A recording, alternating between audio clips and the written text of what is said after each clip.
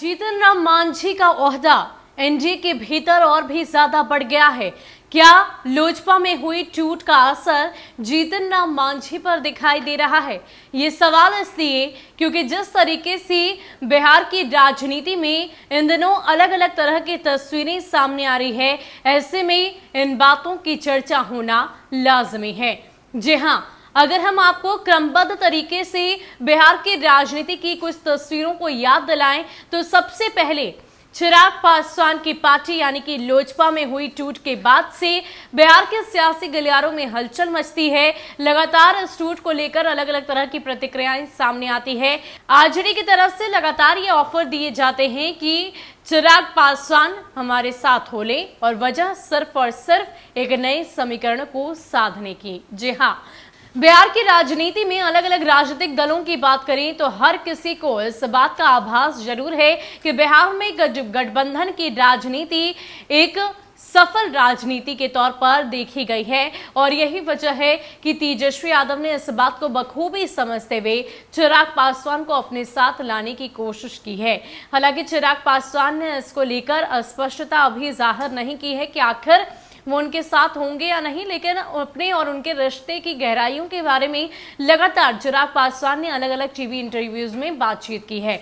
यानी कि पूरी तरीके से अति पिछड़ी जाति दलित वोटों को अपने खेमे में करने की कोशिश, पासवान वोटों को अपने खेमे में करने की कोशिश, जो एक बड़ा आधार है बिहार में, करीब 6% वोट है उनके खेमे में, और ये काफी ज्यादा मायने रखते हैं। और यही वजह है कि एनडीए में जीतन राम मांझी का ओहदा बढ़ता हुआ दिखाई दे रहा है। अब आपके मन में ये सवाल कौन रहा होगा कि आखिर कैसे इससे जीतन राम मांझी का ओहदा कैसे बढ़ रहा है? तो आपको बता दें कि जिस तरीके से जीतन राम मांझी को लेकर एनडीए में कई तरह की बातें चल रही थी, तकरार की बातें सामने आई थी। ये कहा जा रहा था कि जीतन राम मांझी का मन डोलेगा और बिहार में सत्ता परिवर्तित हो जाएगी, एनडीए की सरकार गिर जाएगी। लेकिन इन सब के बीच अचानक ही अगर पिछले कुछ दिनों की तस्वीरों को देखें तो जीतन राम मांझी दिल्ली पहुंचते हैं।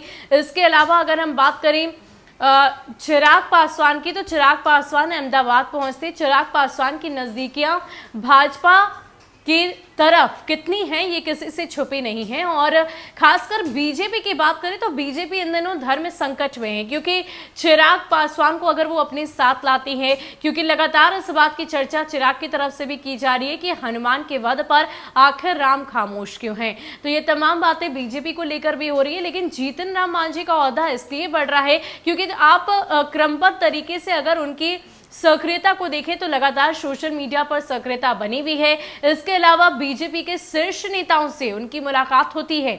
जेपी नड्डा, अमित शाह से वो मुलाकात करते हैं, पीएम मोदी तक से मुलाकात करने की कोशिश उनकी तरफ से की जाती है। ऐसे में कहीं ना कहीं बीजेपी एनडीए को एकजुट करके अपने जो समीकरण उनके पास है उसे साधने की कोशिश कर रही है, और कहीं ना कहीं अपने धर्म संकट से निकलकर एक बीच का रास्ता निकालने की कोशिश उनकी तरफ से की जा रही है। और यही वजह है कि ये चर्चा भी सामने आई कि कहीं ना कहीं नीतीश कुमार और चिराग पासवान का पैचअप हो जाएगा। वो इसलिए क्योंकि सबके निगाहें इस 6% वोट बैंक पर है, और पल पल बदलती राजनीति में कब कौन सा मोड़ आए वो भी बिहार की राजनीति में ये कोई नहीं जानता, क्योंकि जिस तरीके से बिहार की राजनीति इन दिनों करवटें बदल रही है, ऐसे में ये कहना बहुत मुश्किल है कि आने वाले वक्त में क्या होगा। लेकिन जीतन राम मांझी का वोट प्रतिशत फिलहाल एनडीए के साथ है, और उसे बरकरार रखने की कोशिश के साथ, और कहीं ना कहीं जिस तरीके से चिराग पासवान से दूरियां बढ़ती जा रही है भाजपा की,